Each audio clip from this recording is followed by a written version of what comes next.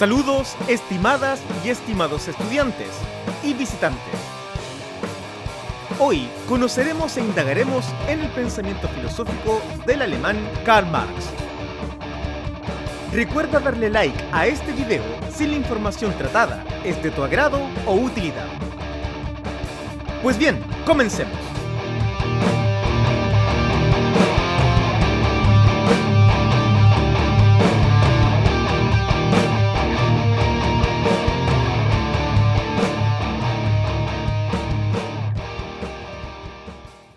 La filosofía de Karl Marx sostiene que la esencia humana es el conjunto de las relaciones sociales, siendo el sujeto un efecto de sus condiciones vitales.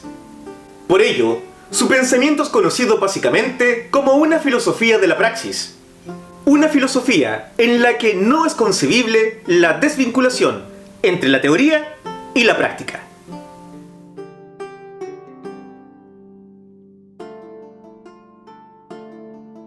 Para entender cómo corresponde el análisis de la realidad desarrollado por Karl Marx, debemos definir, en primer lugar, qué es el materialismo histórico, siendo este la corriente filosófica que afirma que no hay más realidad que aquella que nos transmite la materia que nos rodea, sea esta natural o social. Pues bien, esta es la corriente filosófica que abraza a nuestro filósofo, llevándolo a sostener, en definitiva, que se debe explicar lo real desde lo real mismo. Ya teniendo esto claro, vamos a sostener que esta corriente filosófica rechaza todo tipo de idealismo que explica la realidad en referencia a otra realidad no material, como lo podría ser, perfectamente, un mundo inteligible que explica la realidad en base a la forma o idea, en desprecio del cuerpo, al más puro estilo platónico, o bien, todo trasmundo inventado que nos permita cierto refugio, como lo es, para Marx, el cristianismo que apela constantemente a una intervención divina. Claro, ahora es obvio que ello explica perfectamente el ateísmo de Marx. Porque si pretende explicar la realidad misma, no puede apelar a instancias divinas en el origen y gestión de ella.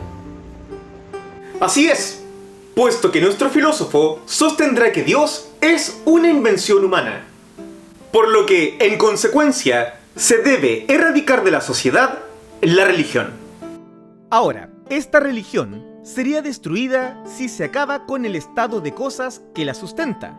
Es decir, se debe acabar con el sufrimiento humano, actuando en consecuencia contra una sociedad injusta e inhumana.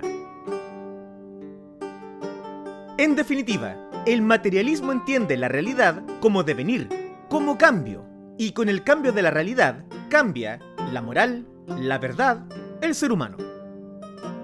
Así, el materialismo defiende que lo que se entiende por bueno y por malo, es decir, la moralidad e incluso la verdad, es fruto de un momento histórico, un contexto cultural o, incluso, una posición subjetiva.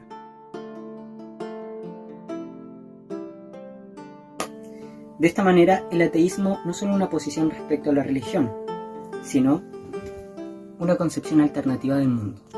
Ahora, pasando a otro tema, pero dentro de nuestro mismo análisis, vamos a sostener que desde la perspectiva del conocimiento, el materialismo implica que la verdad queda sometida al proceso histórico y a la complejidad social.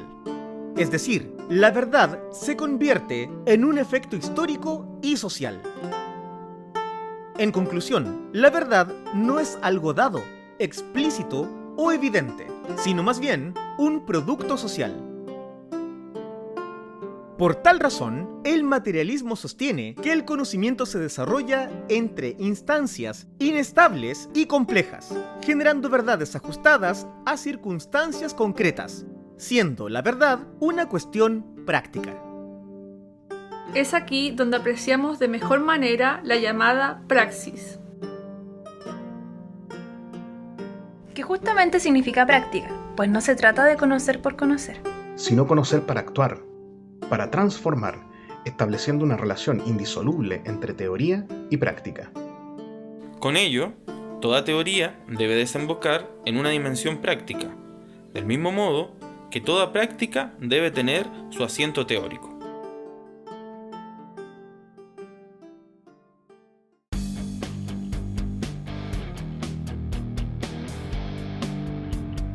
Teniendo en cuenta lo anteriormente analizado, Karl Marx resume su concepción materialista de la relación entre realidad y pensamiento mediante los conceptos de estructura y superestructura, siendo la estructura el entramado económico de una sociedad, como lo son las fuerzas productivas y las relaciones de producción. Y la superestructura, la ideología que se construye sobre la propia estructura. En definitiva, toda sociedad está constituida por una estructura que sirve de base para una superestructura. De manera práctica, el conjunto de elementos que constituyen la circunstancia, es decir, la situación del individuo, su vida, determina y explica su modo de pensar. Ahora, importante es destacar que la relación existente entre estructura y superestructura no es determinista ni unidireccional, puesto que funcionan dentro de una retroalimentación mutua. Pues bien, bajo esta íntima relación, nuestro filósofo desarrolla el concepto de ideología, la cual apunta a la visión de mundo propia de una clase social. Concretamente, los miembros de una clase social comparten una visión determinada de la realidad, por lo que ven el mundo de un modo ajustado a su conciencia, pensamiento o intereses de clase.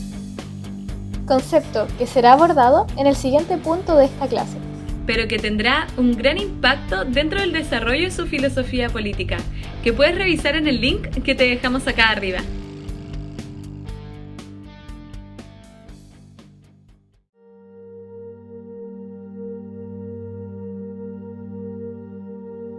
Para nuestro filósofo, la alienación, o también llamada enajenación, es un proceso por el cual el sujeto deja de ser lo que en realidad es decir, pierde su esencia para convertirse en otro, en algo ajeno. Teniendo esto en cuenta, nos enfocaremos en 3 tipos de alienación tratados a lo largo de su obra. Primero, esta alienación puede ser religiosa, donde el ser humano aliena sus caracteres positivos y los coloca en una figura exterior, a la que llama Dios. Por lo que no es Dios el que crea al hombre, sino más bien el hombre, que enajenándose crea a Dios. En este sentido, concluye que la religión es un reflejo de la sociedad, lo cual tiene una explicación lógica según cada tiempo, como vimos en el punto anterior.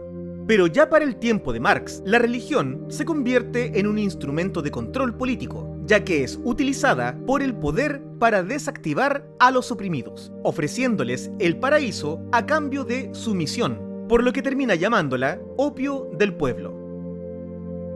Así, Marx considera a la religión como la imagen de un mundo trastornado, es decir, de un mundo en el cual, en lugar del humano real, se ha colocado la esencia abstracta del mismo. Otra forma de alienación es la propia de la ideología, ya que sostiene que mientras la clase dominante controle los medios de producción de conciencia, como lo pueden ser la educación, la religión o los medios de comunicación, impondrá su visión del mundo, haciendo que los dominados piensen de un modo ajeno a sus intereses. Por ello, Marx ve la necesidad de una lucha política en la que las clases dominadas deben generar estrategias concretas para difundir su visión de mundo. Finalmente, otra forma de alienación, y una de las más famosas y más analizadas dentro de su pensamiento, es la propia del trabajo alienado, o también llamado trabajo enajenado.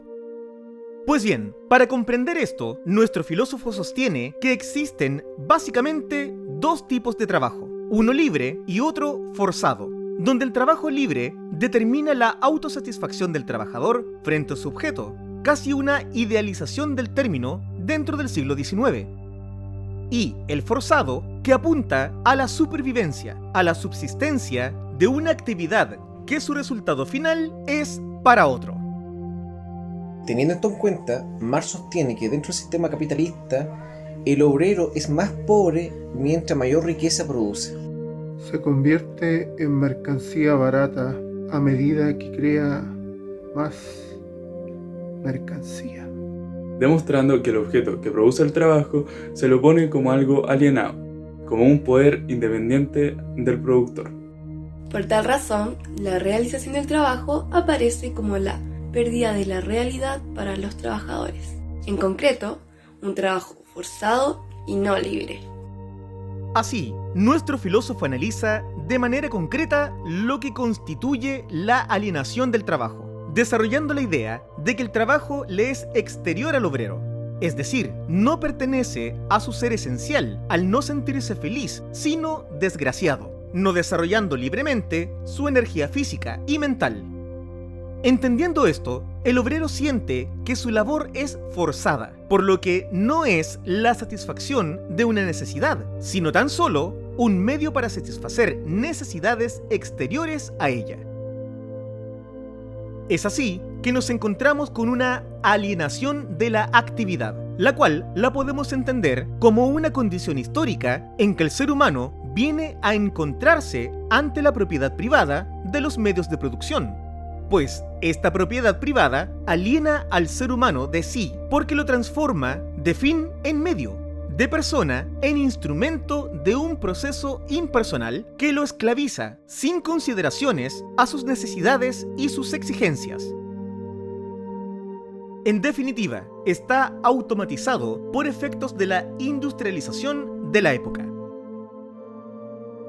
Siguiendo esta misma lógica, encontramos la alienación con el producto, que apunta a la no obtención del producto de su trabajo, pues mientras más objetos produce el obrero, menos puede poseer y más cae bajo el dominio de lo que produce, el capital.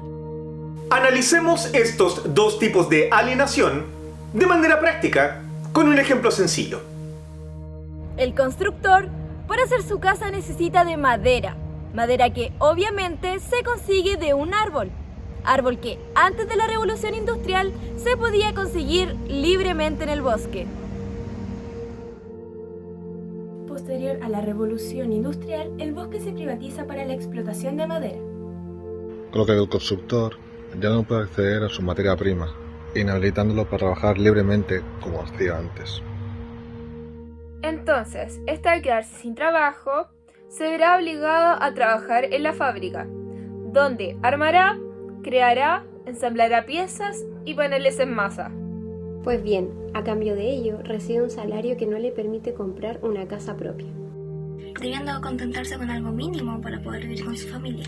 Construyendo su casa con cartones o madera vieja que ya nadie usa, dándose cuenta de lo que fabrica, jamás podrá obtenerlo. Endeudándose a tal punto de esclavizarse más y más solo para poder obtener tal producto que le es ajeno. Pues bien, de ello nace una alienación con el otro, ya que se pierde la idea de comunidad de trabajo, donde el compañero de trabajo es parte de la maquinaria. Así, el obrero se siente fuerza de su trabajo y en su trabajo se siente fuera de sí mismo. Es decir, no se siente libre en su actividad al no ser voluntaria, al ser básicamente coercitiva. Toño, acá recomiendo ver la película Tiempos Modernos de Chaplin, sobre todo la parte donde muestran el trabajo dentro de la fábrica, donde claramente dejan de manifiesto la pérdida del yo. Finalmente, tenemos la alienación del ser genérico, que es prácticamente una consecuencia de todo lo analizado previamente, puesto que lo que es animal se hace humano y lo que es humano se hace animal. Esto quiere decir que, lamentablemente, nos sentimos animales dentro del trabajo, sintiéndonos más humanos en el comer, beber y dormir. Concretamente, nos sentimos humanos solo cuando somos animales. De esta manera, este ser alienado está absolutamente deshumanizado, ya que siente que su trabajo no le pertenece, y mucho menos el resultado de este.